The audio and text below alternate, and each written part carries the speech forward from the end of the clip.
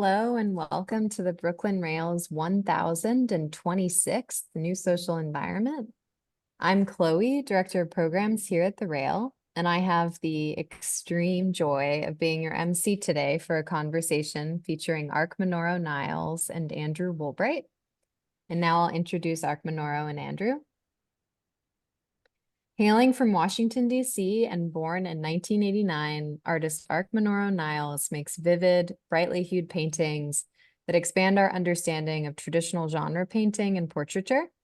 His paintings, though intensely personal and autobiographical, engage in universal subjects of domestic and family life, while also making reference to numerous art historical predecessors, including Italian and Dutch baroque, history painting, and color field painting.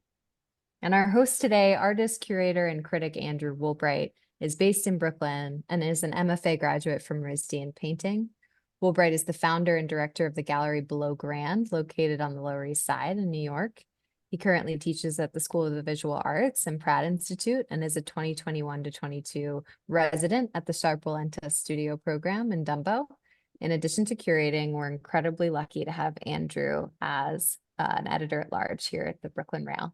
And with that, I am going to pass it over to Andrew to get us started.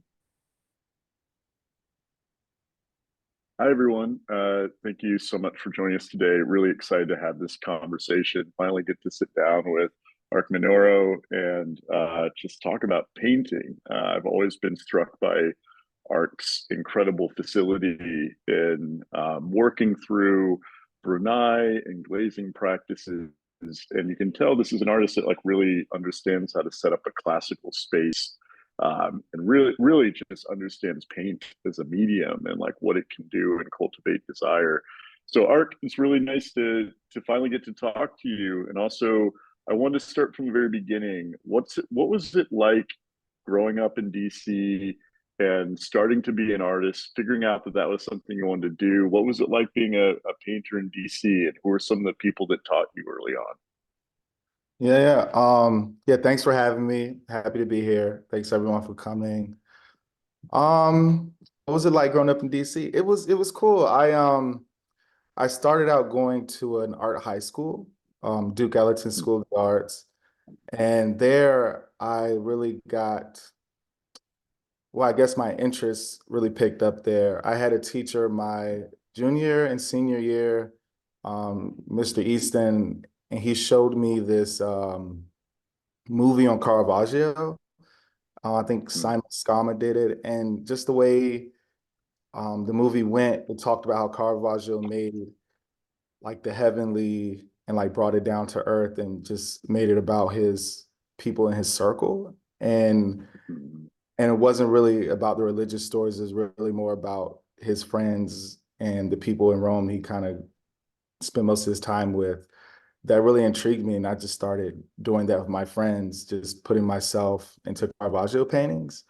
And I think it all kind of started there, because before that, I was actually really into Rothko and how he wanted to use color to trigger these emotions from people. So I was making these sort of rectangular paintings with deep reds and blues and just trying to get some feeling across. And so I think when I started painting people, the sort of emotional quality always was also very important, you know? Yeah, I mean, I think that really comes across in your work. I remember when I first saw your work, I really got that sense of Caravaggio, and I also love that Simon Schama video. I remember watching that too, and yeah. No, I really enjoyed it. I remember being really, I mean, Shama's so great, but I remember being really affected by him discussing that last painting of Caravaggio's, of trying to ask for forgiveness through a painting, or trying to ask for redemption through a painting, and really understanding that he became this magic maker, this myth maker that and I still see that in this work and your work. But I remember when I first came to it, I associated your work with the really multi-figural scenes that felt incredibly baroque, and also the way you would paint the rug or the carpet, and just like the incredible facility and detail of those things. I mean, I think that's a lot of people's entry point into it. This show feels a little bit more about space to me. Is that correct? How are you thinking about it? I mean, like, obviously there are figures like this painting, but it felt more about like placing the setting of these environments, like it more environments than multi-figural. Yeah, I think with this show, and I guess like a lot of my shows, it really just follows my life a little bit. And I always like Mm-hmm. to think of them as being like based on true events, kind of autobiographical, where just over the last couple years, I think especially with COVID, I've been thinking a lot about different times where I was like in nature or land, and I kind of felt this peace. And for me, my way back, because I spent a lot of my childhood up and down in the South, and I lived in North Carolina a little bit, and I kind of threw that part of my childhood out of my mind for whatever reason, I don't know. But through like art and different residencies, I started getting back into it and sort of remembering, oh, well, this was like a very peaceful time. And then, so I think in 2016 was like my first residency on Long Island, and I didn't even want to go. I remember I always kind of joke with the people about it. I remember they sent like this picture of this like porch and like a bunch of trees and stuff. And I was like, I don't want it. What am I going to do? And I was just so used to the city. I didn't even want to go, but I went. It really like changed my life. And then Yeah. in 2018, I went to another residency in Maine in Skowhegan, very similar, like reluctance. I'm very like, I like a schedule, and I don't really like breaking from my sort of patterns and routines. And so I also was like very hesitant, but I went and it was like a really good time. And one of the paintings in the show, which is right there on the back wall with the car, came from that time. So I was just kind of walking around, I don't know where, like the city, and I saw this Oldsmobile, which was a car I had growing up. Well, I didn't have it, but my parents did. And we would do a bunch of road trips up and down the East Coast. And so I took a picture of it, and it was just very interesting how, like, by this sort of rundown building, like the trees and stuff were surrounding it. And I didn't think much about it. Um, but then when I started working on the show, this was the first one I did, and I just started remembering all the memories I had of driving in the car. And this was also like back in the day where, I don't know, maybe it's still okay to do this now, but as a child, like they would put me in their lap and like let me drive. Mhm. And so yeah, in a lot of ways, this started the show, and then just because the whole show takes place up and down the East Coast, and a lot of our road trips were up and down the East Coast in this car. Yeah. Hmm. And just And you've also worked, you've painted. I'm sorry, I was just saying you painted cars a few times before. Once before in 2022, you painted an incredible car crash painting. It's one of my favorites of yours. Thank you. Yeah, yeah.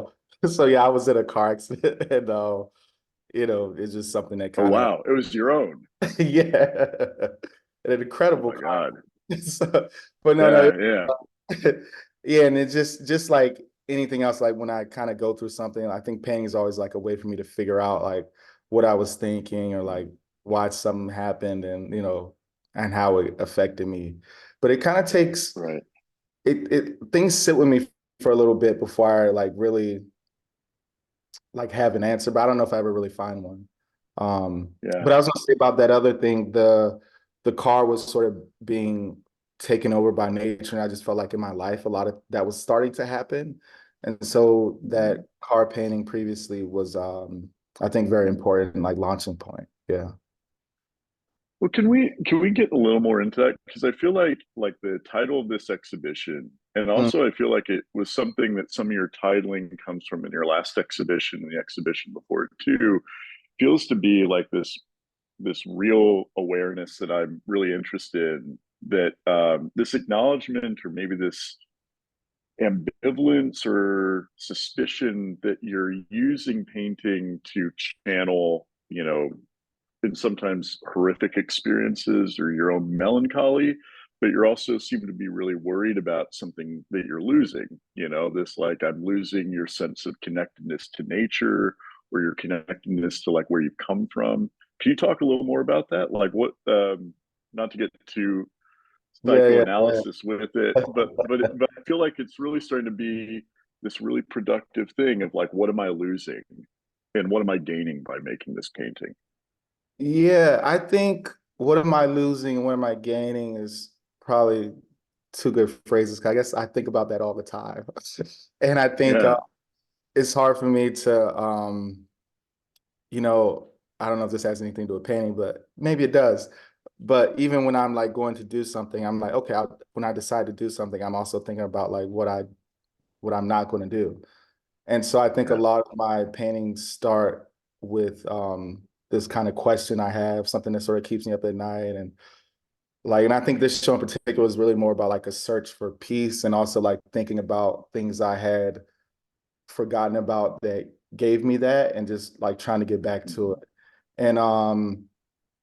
And so yeah, like kind of like this is this thing is forgot where I come from and just forgotten like how enjoyable it was being in nature. And then also mhm, think there's a still life painting and I was just thinking about my grandfather. He cooked a lot. He was a chef mhm, and just think about like how the materials like the cast iron was passed down and like his recipes and how our mhm. family still uses them. And so just connecting to like, I guess what makes me, yeah, that thing. Yeah. Yeah. Um, Can we go ahead. can we talk about since that image just came up, your use of color, like you're glazing over intense Mhm. chroma neon and like I found an old conversation of yours talking about in 2015 that you needed to kind of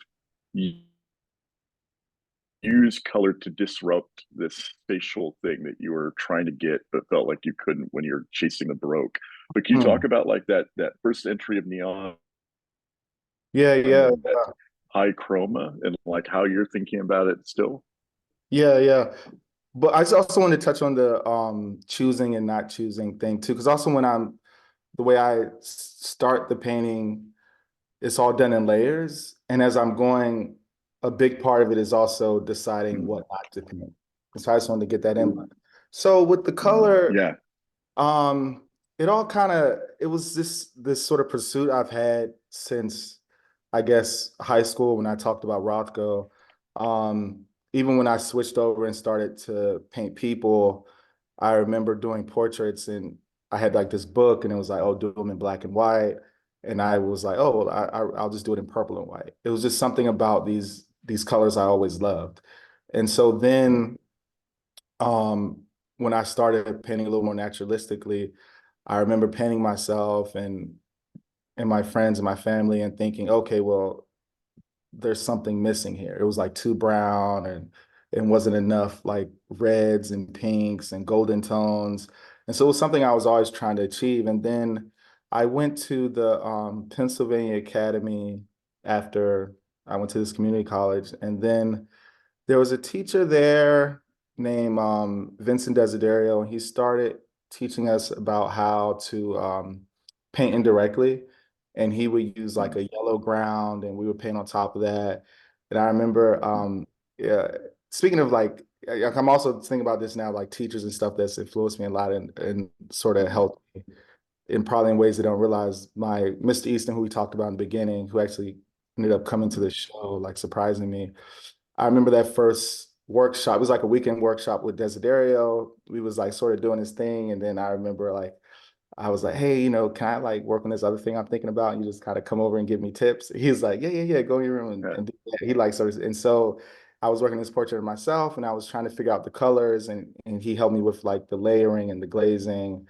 And Mm, another thing that he did, which like stayed in my mind, but I didn't get to it till later. He talked a lot about Delacroix and his journal and how mm, he would say like there was like a passage in there talking about you need to paint I don't like things like if it was on a gray day and then mm, the shadow mass and light mass should just be accidents.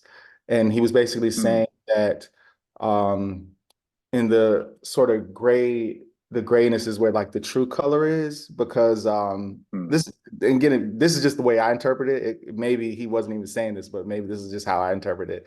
But basically, like if it's a yellow Yeah. light and it's on your arm, then that part of your arm becomes yellow. And then whatever the shadow is, that color is going to influence it, right? And then so you really only get like in Mm. between the light and the shadow where the actual color is. And then I was like, okay. And he was saying that basically Delacroix Mm. did that with just a little bit of light and a little bit of shadow. And so I was thinking, oh, what could I combine Caravaggio and that? Like full of color, but still have deep shadows and bright lights. And so that was just something I was Mm. thinking about for a while. And once I got out of grad school, I did this one painting um, of myself. And I remember I was looking at the photo and I said, oh, it looks kind of orange. And then I was like, why don't I start with the orange ground? Because Mm. previously I was still using this yellow ground or like a red ground sometimes. And I was painting in the same sort of way, like using browns and then adding the color later. But I remember Desideri would talk about how Caravaggio would make a painting brighter than it needs to be and then dull it down later in terms of like light and shadow, because it's harder to Mm. lighten a shadow than it is to darken light. And then I said, oh, well, maybe Yeah. that's the problem I've been having. I've been adding color to brown instead of starting with color, Mm. dulling the color Mm. down.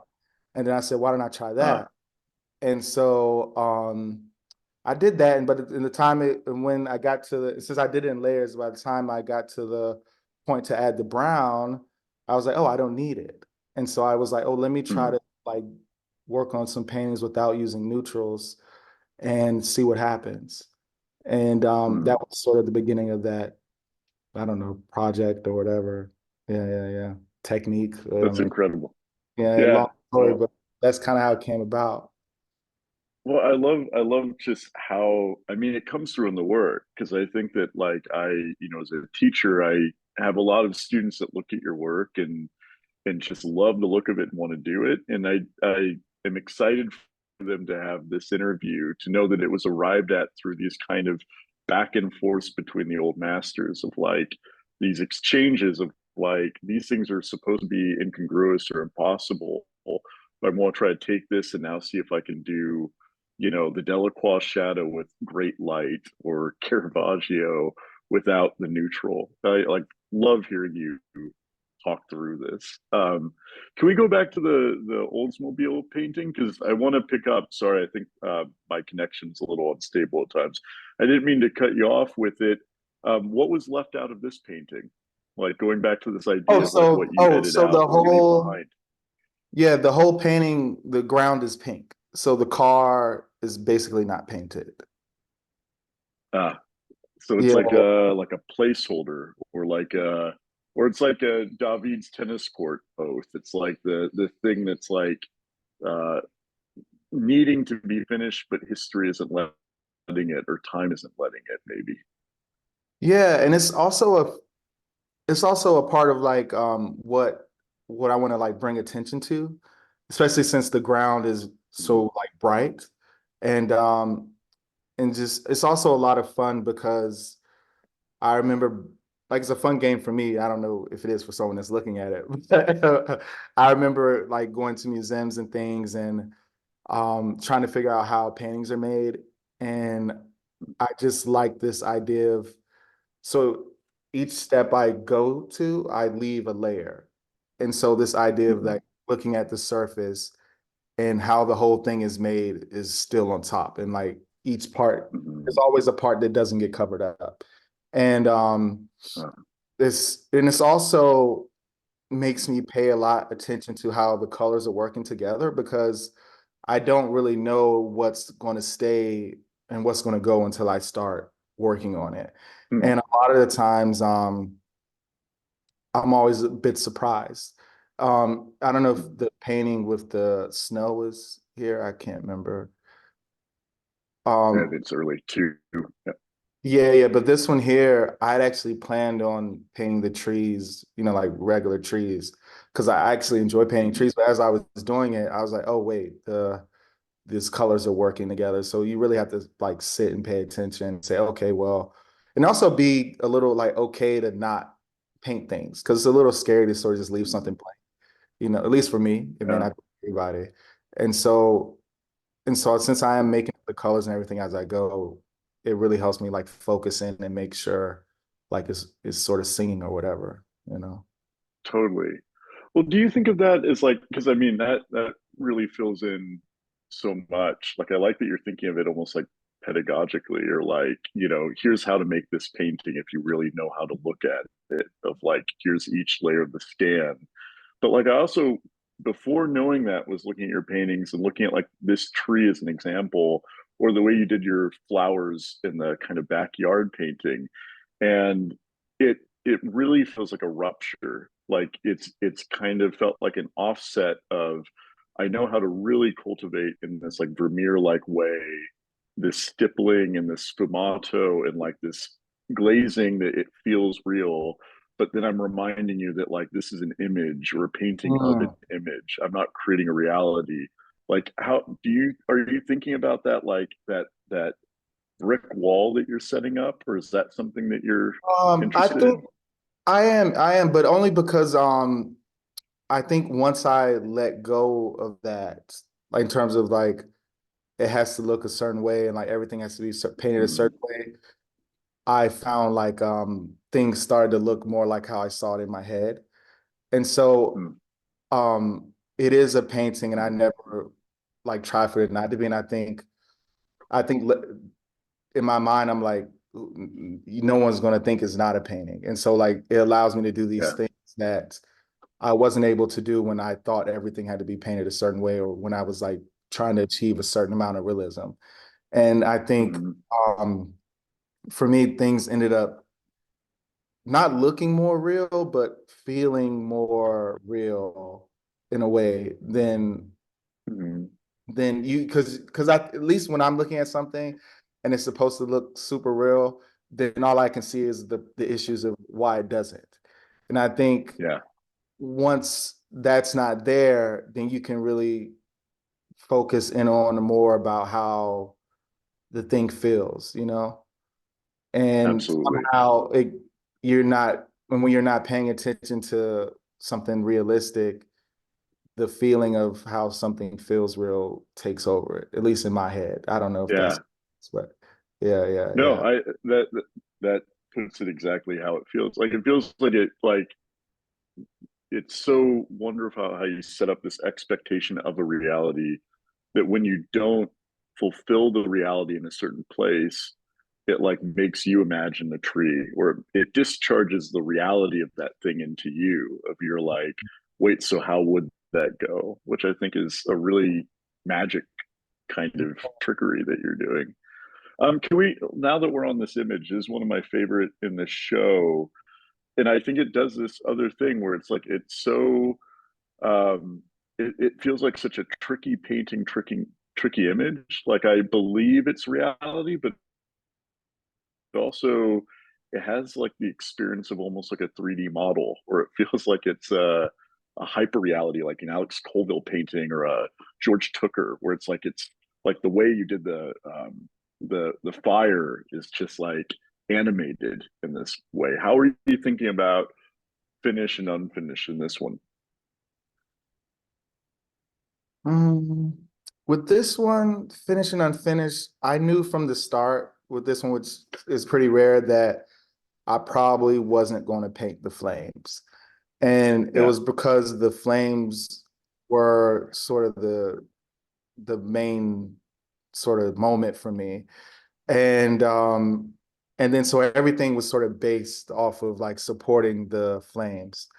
And Mm, as I was working on it, it was just like, okay, well, not taking too much from that, or like how is this adding to it?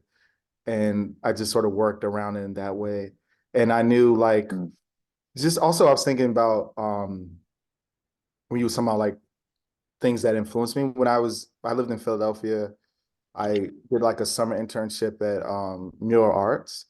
And Mm. I just remember just how little would be done to the sort of whatever the image was that was being painting. And then when you look at it from, I don't know, was it 50 feet away or whatever, how it was complete. And I think that experience really informs a lot of my painting as well, just like how much actually needs to be there for something for your mind to fill in the rest. And Mm. I think with the bigger paintings, because this show in particular was also like a lot of the probably the biggest paintings I've done. And I think what I noticed is you kind of need like a little bit of rest. And so a lot of places will have like a lot less information, but your brain will sort of Yeah. fill it and we like keep you moving around. And so with this one here, specifically with the trees and stuff in the background, I was really able to like get in there and do a lot more, but also because I knew in front I wasn't going to do that, which I guess is opposite Mm. of how things normally look. Like in the front, usually there's a lot Yeah. more details and stuff, but Right. I didn't want that in the front. And so, Yeah. and and then also this sort of separation of like the patio and the nature, you know what I mean, sort of being brought together in the middle by the fire. And having the details in the nature which is sort of what my focus was on the show, you know? Mm. Yes, Would you also, feel comfortable? I'm sorry. go ahead. Yeah. Got it. Like, I was just saying, would you feel comfortable? What's the? How did you choose the subject of this painting, or like, where does this come from that you said this would make a Yeah. great painting? Well, I don't know if I said it would make a great painting. It was just I think it is. Yeah. what I'm saying in my mind, I didn't say, "Oh, this would make," you know what I mean? It was just Yeah. more like things. I'm always taking pictures, you know what I mean? And so Mm. a lot of times it's just things that I was getting ready to do something, and maybe I imagine I was getting ready for the evening, and I probably felt a Mm. certain way, and then I was like, oh, I want to remember this. And so because a lot of times like I'll think about something and I'll forget it. And then so I kind of take a picture to remember how I felt at a certain time. And I'm thinking about, and that's only really coming to my mind because right now I'm getting ready to like try to figure out some new paintings. And to do that, I just kind of go through all the files I have, which are images from like the 90s until, like yesterday. And as I'm looking at them, I start to remember like how I felt at that time or in their situations or, with that person and what I was doing then. But I Mm. think normally throughout the day, I don't remember. You Yeah. Right. know what I mean? And I think a lot of the times the images I take are there to also help me, paint. But I think more importantly is there to help me remember how something felt. And I think a Mm. lot of times, like now, in terms of like creating a painting, the image is there just for comfort because a lot of it I'm just kind of making up on my own. But when I do look over, Mm. I do remember like something like a feeling, Well, yeah. Yeah. Do you feel like, how do you feel at the end of a painting? Do you feel like you processed that memory or that image, or is it something that does bring you comfort doing it, or is it difficult? I'd imagine it's kind of difficult Uh, going through a car crash. yeah, I think it's, I guess it's difficult, but I mean, difficult in sense of like, yeah. Let me start at the beginning. How do I feel at the end of it? I don't know. Yeah. But Okay. All right. Fair. I think Yeah. that I think that it's really I feel at the end of it I feel kind of good because I do have this sort of thing that I want to share. Cause I think for me, Mhm. painting has been a way for me to like connect with other people and sort of talk about my experiences and hear about other people's experiences. And for that reason, at the end, I'm always like excited to share it with people. And Mhm. because I think for me, that's been the way for me to connect with people in my life, but also like friends, family, but also people I don't even know. Um, Mhm. so for that part, I'm also like, okay, yeah, this is exciting. I think the beginning is always, for me, is always a little harder. And Yeah. I don't know. And again, I think I know I don't really ever find any like answers or whatever. So I don't know. Mhm. I guess I just make some more Yeah. paintings. Yeah. Could we go back to image 13? Because I wanted to talk about that one specifically. Because, seeing this show, there's a part of me, like, I don't believe in binaries, but for the productive value of our conversation, right? There's a part of me that looked at your show and I was like, maybe Arc is like taking Andrew Wyeth into a different territory. It's a type of seeing the world and building it the way Wyeth was able to. But then there's also this moment, like in this painting, where I could get like the blades of grass doing that type of Wyeth thing, but I also get those flowers that almost operate as like a type of pop art. And like what I mean by that is like it destabilizes the image in a way that makes me think about that this was taken on an iPhone and makes me think about mediation. And I'm wondering like how either of those things fit. If you're thinking more about like the, Christie's world kind of, like Well, painting the neighborhood, painting this experience around you, or rupturing and making us think about the images of it. I think that I do want to have it be known that it's a painting. And I think moments of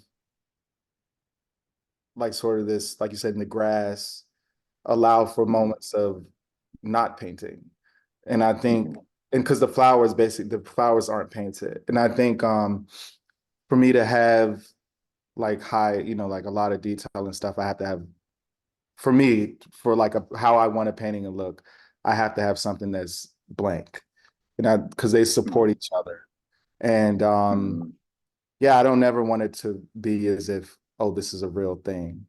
Yeah, yeah. And I think Mm-hmm. I maybe not be consciously thinking of like, oh, this is an iPhone. I want you to know it's an iPhone photo or Andrew Wyeth. I just think these things are just so much a part of like how I would grew up seeing that I can't really Mm-hmm. separate it from when I sit down to make an image.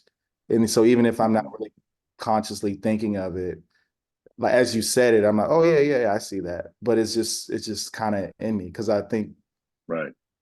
your photos have been around, since I've been around. Yeah. I haven't seen a Yeah. time when they weren't. Right. Yeah. And Yeah. a lot of Totally. my viewing is either from photos or like TV, but Mm-hmm. also like, Mm-hmm. seeing stuff regularly. But I think I'm not really paying attention the same way to composition or whatever if I'm just, looking at something that's right there, you know. Yeah. But yeah, Yeah. but even if I am nowadays, it's so much influenced by, you know, by the photo or whatever.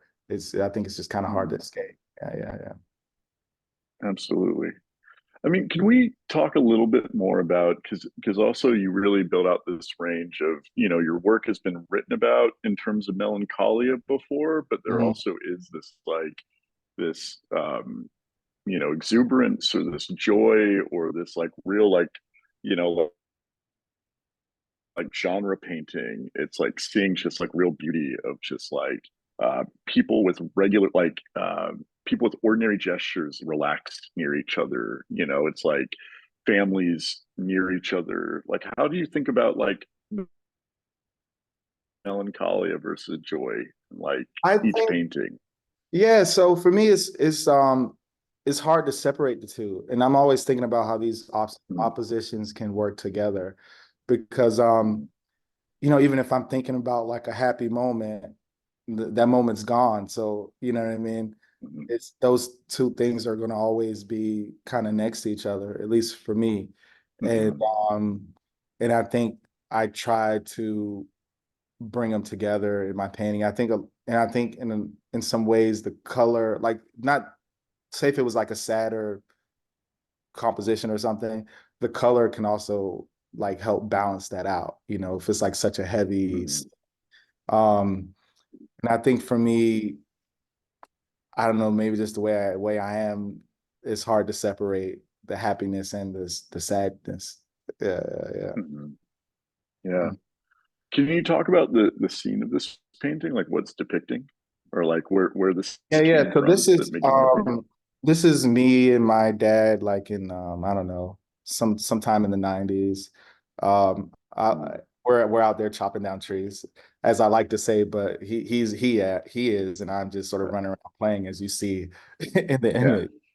you're And helping. Yeah, and yeah. this is something I've been wanting to paint for a while, but it just, you know, I think just in terms of like where I was in my life and the things I was thinking about, it just never kind of made sense, you know, but it's been something Mhm. that's been sitting here.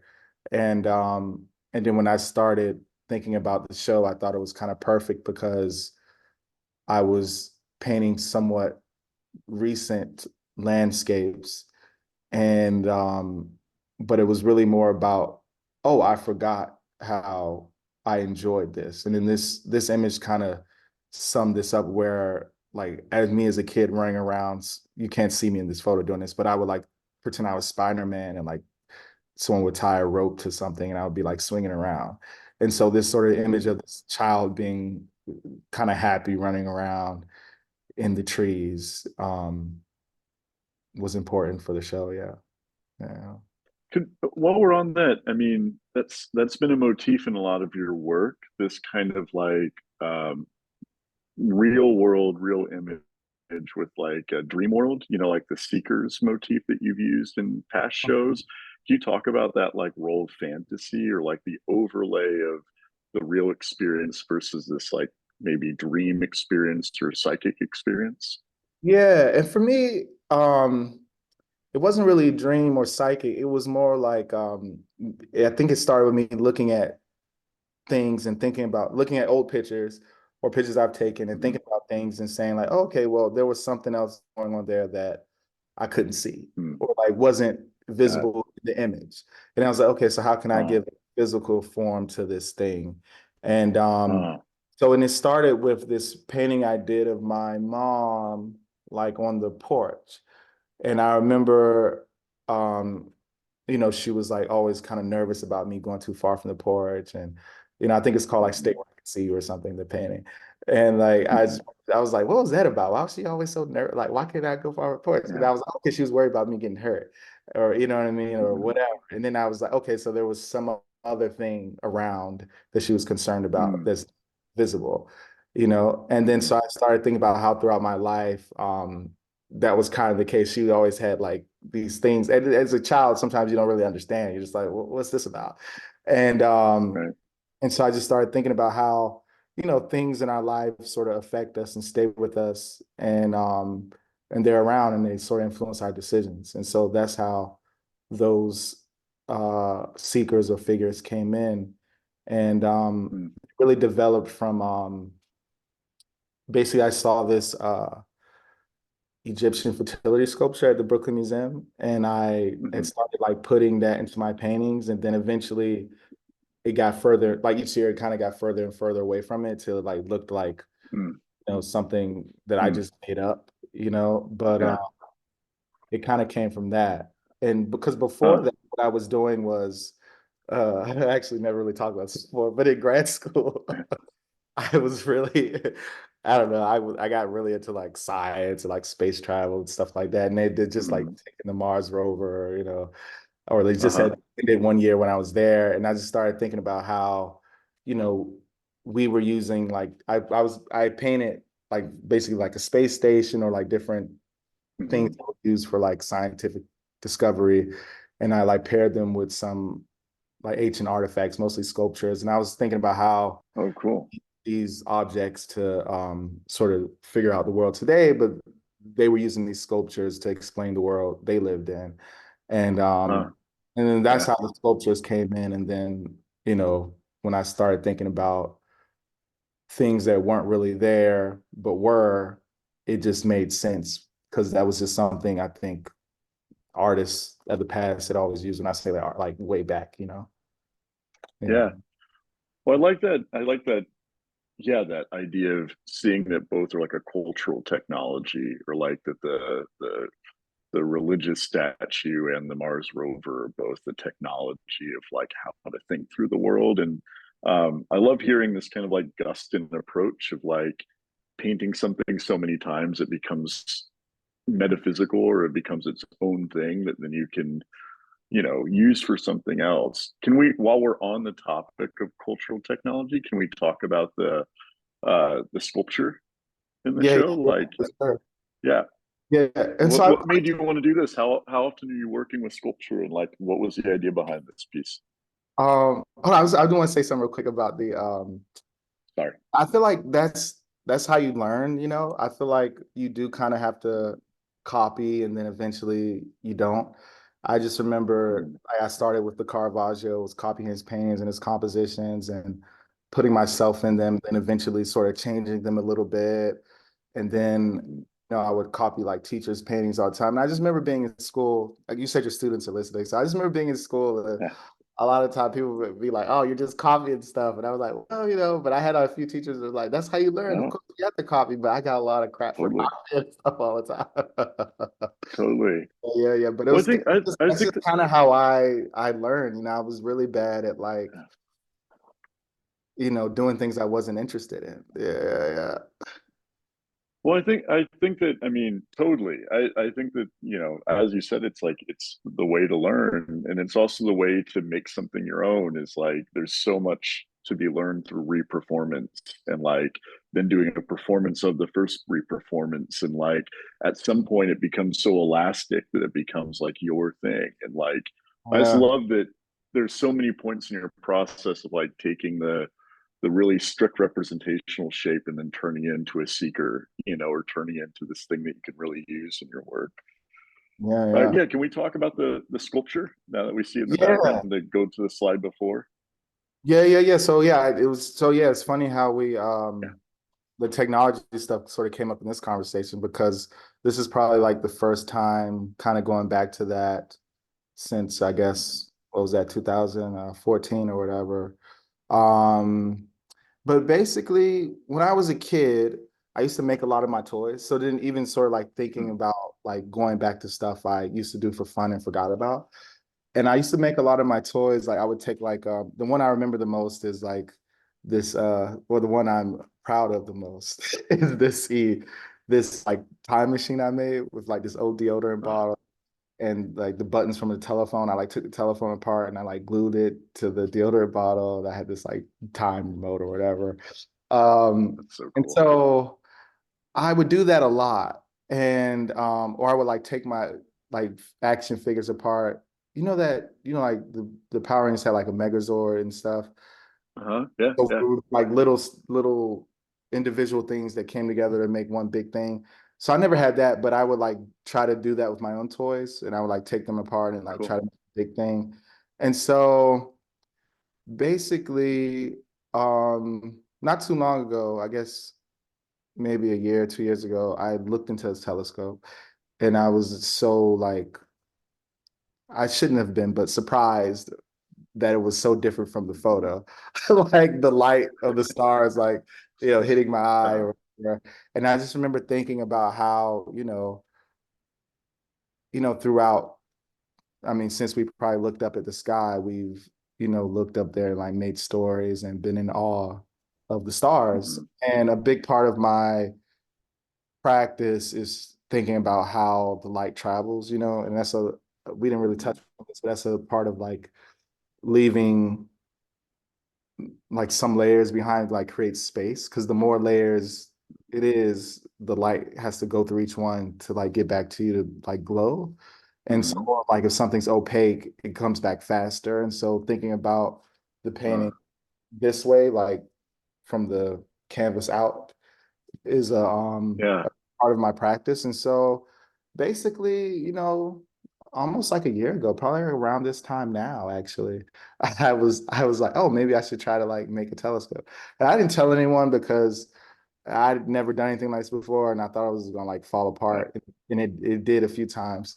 And so but then I was like, oh, actually this might can work. And so I just kind of got to work on it, taking it apart, taking out the insides and putting what I want inside of it. And it started out with like a bunch of mirrors because I was thinking about the infinity rooms. I was thinking I can make it like that. And Yeah. but that didn't quite work out. And so then I found another way to do it.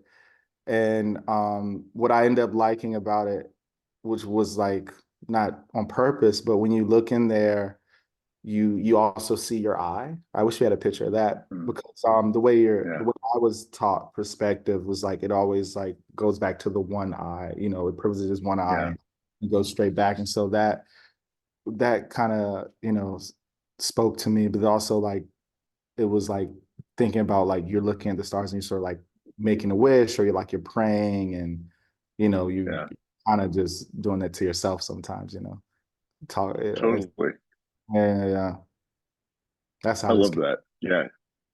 Well, I'm really excited that you to see the sculpture and also love. I mean, like I talk to students about it all the time where I'm like, I think right now we're in a stage where people talk about sincerity and irony is a bad thing. And I'm like, irony is like taking apart toys and gluing together something new. And I was like, I always enjoyed what could be made from different parts that shouldn't be together being put together and like seeing that thing. And like I hearing you talk about the sculpture makes me see your paintings even more vividly as this really productive act of deconstruction, like thinking about how like someone like Martin J talks about the baroque as like opaqueness, about like that dark shadowed space not revealing something so that Caravaggio can pull something forward. Like you said, you're taking that space, but then you're making it transparent and thinking about light, and you're like really pulling apart the part of the car to make something really inventive and new. I think it's so cool. Thank you. You said something that made me think of something, but I just forgot it. So I'll try to keep thinking Ah, of that's fine. it. Yeah, it's totally fine. Oh, I was gonna say, Um, I was gonna say, I also like, I just kind of go from thing to thing, and I don't know why this popped in my mind, but maybe it's not relevant. But I work on like three paintings at once or so, and then I just kind of go from painting to painting, and then I, towards the end, I kind of got an idea of what's happening. And I think even with like from series to series, I just kind of go from, oh, okay, I'll start with, oh, this is what I'm thinking about and like see what happens. And I think yeah, in terms of like how the sculpture came about, that's, just like, oh, let me try this thing. And so I think it's important yeah, to just sort of like be okay with like just following whatever and seeing what happens, which is, I guess, yeah, it's always a little scary because I'm like, who knows? And also, I always feel like I yeah, forget how to paint, because so my painting is yeah, done, like it's done with like so by the time I get to I start with acrylic and I do all the layers in acrylic, and then the sort of the stuff that looks the most realistic is done in oil towards the end. And so by the time I start the next painting, which is in acrylic, by the time I get back to that mhm, oil part, I'm always like, man, I don't even know if I know how to do this. And so I'm always surprised, like, I think this sort of like surprise that I somehow trick myself into being surprised keeps me mhm. like interested and like fascinated and I forget where I'm going with this, but yeah, I don't know. I think it's somehow important. No, I love that honesty. It's funny because that makes me think of like there's that Whistler quote, that he famously was like, "It's taken me like 45 years to make this painting," or whatever it was. It was taking me my entire life, and there's always a part of me that's kind of like rolls my eyes where I'm like yeah, every painting is a totally different knowledge than the painting before it, or at least the type of painting I want to do and I'm interested in. Is it's like it's a funny knowledge that you learn how to work out one thing, but that doesn't really feel like it translates. There's some things that translate to other paintings, but like each one is starting over and you're like, man, do I know how to do this again? Like I love Yeah, that honesty. Yeah. Yeah, and then after you do it, you're like, oh, then the confidence come back. Yeah, Then you got to start all over yeah, again. right. Yeah, it's real fun for the people around us, kind of going through this like Wait, disassociation, and then there's people around you? yeah, right. Well, sometimes it's not Lucky sometimes. man. I Yeah, just meant- yeah, yeah. Can we talk about? I don't think we have a close up image of it, unfortunately, but I love the stovetop painting. Can you talk about that one? And also, like, while we're at it, was there a first painting of this show, or one that you like started kind of building? I know you go painting to painting, but Yeah. So yeah, how are you? the first one was the car and the water, which I think we Makes looked. sense. Yeah, and then Yeah. the still life and the guy with the hat and the chair were towards the end. Yeah, and Mhm. I think that's when I started had an idea of like what I was gonna call the show and like what I was thinking about. Mhm. And so yeah, those are the last two. Oh, and yeah, the Mhm. last two. And so with that one, it was really the guy in the chair, it was like trying to figure out like where I fit in and like where I kind of Mhm. relax and trying to find some peace. And I think it's called like Let Me Yeah. Find My Fit. And I feel like this sort of like journey up and down the East Coast with this show, like sort of ended with this guy relaxing and trying to Mhm. see if he figured it out. And then with the still life, it was thinking about like where I come from in terms of like I like to cook a lot. And Mhm. I send a lot of people pictures of things I cook. And Mhm. I was just thinking Right about on. my grandfather and how that like just food for probably a lot of people brings families together and like recipes being Mhm. passed down. And that's also a part of like where I come from, you know? Mhm. I love that. I mean, these three paintings, I just think, I mean, they all do, but this room is so powerful. Of uh, I mean, I love the rectangle acting as a window and acting as the type of like fresco space too of relaxing and like where does that space go? And it feels like angelic in this like wonderful way, or it makes me think of like annunciation paintings or like paintings of just like the sky opening up, but like that's not happening in this one, it's happening somewhere else. And then you Mm, have the making comfort in the kitchen. Yeah, and we didn't talk about this one, but just seeing like the way the way you achieve darkness and light, without the neons is just like I love just how straight up this painting is of really, maybe this is like the Rothko type of rectangle, but it's just stunning work. thank you, thank you.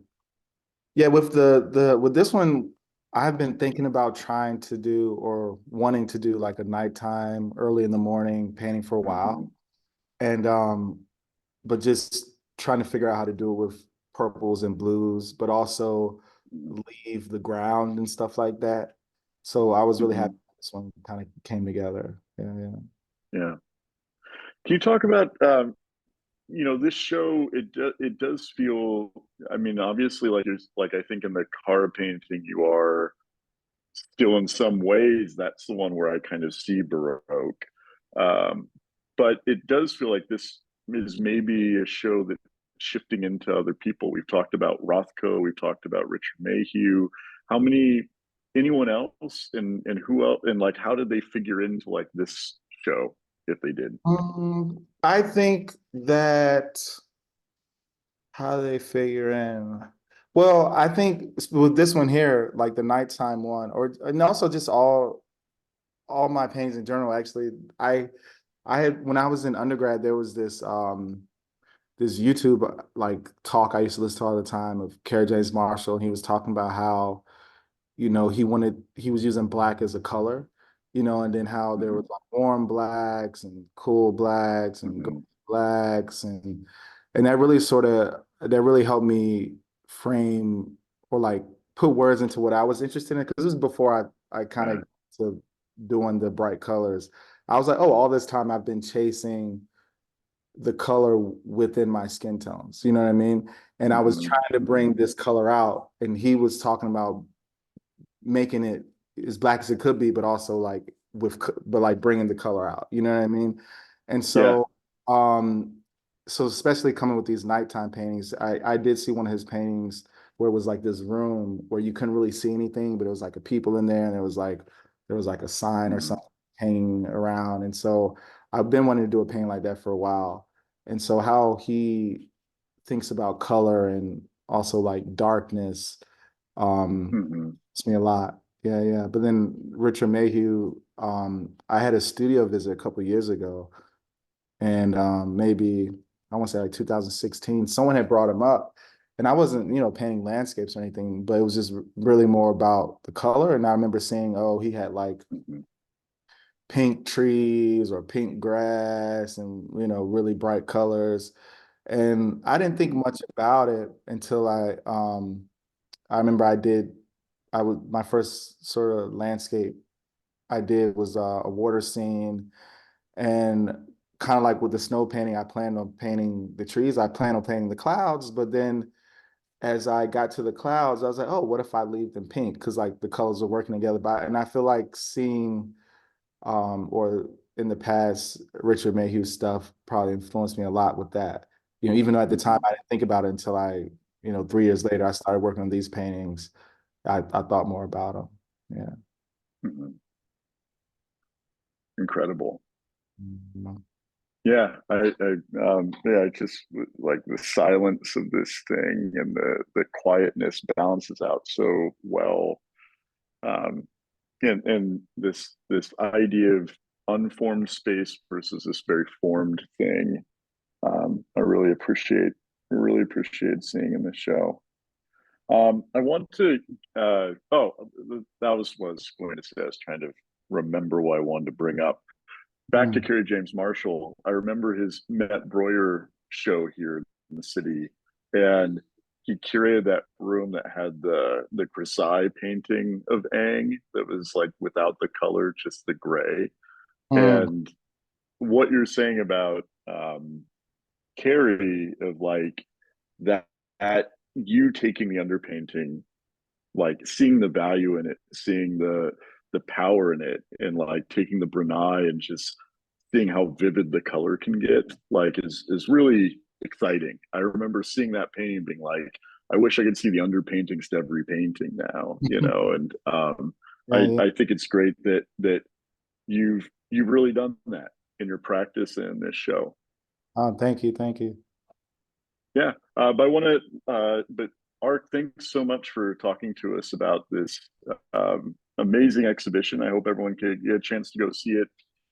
And I want to give everyone a chance so to ask you some questions too. I feel like I got to spend wonderful time with you, but I know we've got questions from the audience. Thank you so much, Arg and Andrew, for this conversation. It's been an absolute pleasure to listen to and to hear more about these works on view. So thank you both so much. We have a couple questions, so I'll go ahead and ask the first one. Arg, I'm wondering if you can talk a little bit more about time relative to the works, and how long are you working on a single painting? And when you're taking, I was really struck by the fact that you have this grounding and then you're layering over it and leaving spaces within it. And I wonder, like, have you ever left something and then revisited the painting a week later and revised? Like, how do you consider that process of time in the studio? Um, so I think the first part was just in general, how long? Mm-hmm. Okay, so usually I'm usually working on 3 or 4 at once, and so usually it takes about 3 months or so for, I guess, for them all to sort of finish up. And since I'm doing it in layers, when I do one layer, then I bounce to the next layer or another painting. And then that also helps because when I was talking about forgetting how to do something, I think as I'm bouncing around in each layer, my confidence starts to build back up, and I'm, oh yeah, I think I remember how to do this. And so that's also very helpful. And yes, I have left something and then be like, nah, I'm gonna paint that. I think just recently, um, the one of the kid and the man outside, there was a little like bucket or something I wasn't gonna paint. And then I was, oh, let me put the tree, it was like some grass or something. I was let me add that in there, it needs it. So a lot of it is like paying attention to sort of like this flow. Um, I kind of like this like circle movement. It kind of, you know, at least in my head, that's how I see it. And so I pay attention to how like the colors are making you move around. And then sometimes I'm like, okay, that's stopping there or whatever, and I'll add something. Yeah. So yeah, it really, there's really no plan a lot of the times. It really just like how it makes me feel and where my eye goes. I love it. Thank you so much for sharing that. It's just helpful to understand how time plays into it as well. And I know Carolyn has a question, so I'm going to pass it over to Carolyn. Thanks. Hi. Thanks for this talk so much. Okay, let me see if I can articulate this. I mean, I think I'm really interested in the red colors that you're using in some of these works, especially around the faces. It seems that I'm sorry, I'm not so technical, but it looks to me like a photo negative or maybe even like an X-ray or infrared or something. And I'm just so curious about that that choice. Yeah, the answer probably is probably kind of funny.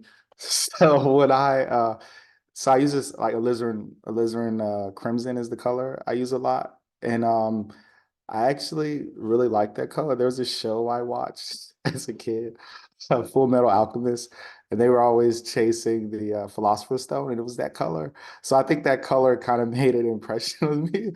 And so when I started out to paint, when I took away like I started with the orange and I was okay, let me just use the colors I feel like I've been seeing in the skin that's bright that I haven't been putting in. I started with that color. And I think because it sort of symbolized a lot of things for me. I think especially like in the shows like life and blood and all this stuff. And so I always start with that red. Yeah. Well, thank you. Mhm. All right, I've got two more questions for you, Ark, if you'll have them. One more from me and then one from Andrew. So I'm wondering what your narrative influences are, if you have any. The titles of the show are so story-like and are obviously linked with a lot of your own explorations of memory, your own feelings about the paintings. And I'm curious when you title the paintings, if it's something that happens at the end or in the beginning or in the middle, and also what the titles mean for you. So it kind of sometimes it happens before the painting. Sometimes it'll be like a phrase or something that I have written down. I'm like, oh, okay. And then sometimes it'll be me looking through my little journal or whatnot and pairing it up with something. And for me, it's like a way into the paintings, or also like a way into how I'm thinking, but also help sort of bring everything like the whole show together and all the works together to sort of help add to like this feeling that I'm trying to get across. Yeah. Yeah, you really feel that in the titles, very much so, and in the exhibition title as well. Andrew, I'm going to turn it back over to you for the last cue. Yeah, I thanks so much, Chloe. No, I was uh, stunted by the when we were talking about Kerry James Marshall. I was like, where have I was also thinking about Faith Ringgold's Blacklight series, and then I dropped it, and I like my mind couldn't place it. My question though is rhythm. Like I feel like there's like a type of rhythm throughout the paintings with the rectangle and like these recurring types of spaces. And I'm wondering too, like, do you listen to music while you're painting? Is there a type of sound that you hear? Is it like a silence, or is there like a soundtrack to these? Uh, because sometimes like the neon car and things makes me think that there could be a type of scoring to these paintings. Mm, Not really. Not I mean, I think more of like sort of like the poem you're gonna read. uh, this sort of like quiet, reflective, like joyful sadness. And sometimes there's music that relates to that I'm playing, but I just recently started trying to play the guitar, and so recently it becomes distracting if I'm listening to a song and painting, because I'm like, man, I wish I can do that, you know. I know you play guitar, but I like that you keep it distinct, that you make something that really requires us and asks us to fit in that silence with these things. I think is beautiful. Thank you. Yeah. Well, all my gratitude, Arcmanoro and Andrew, for this dialogue today. It's been such a pleasure. And without further ado, I believe Andrew's going to close us out with a poetry reading. So I'll turn it over to Andrew. Yeah, I'm going to do my best, but Arc and I talked about reading a poem that's a favorite of his. So I'll do my best to read it with the energy that it deserves. But this is When I Am Among the Trees by Mary Oliver. When I am among the trees, especially the willows and the honey locust, equally the beech, the oaks and the pines, they give off such hints of gladness. I would almost say that they save me, and daily.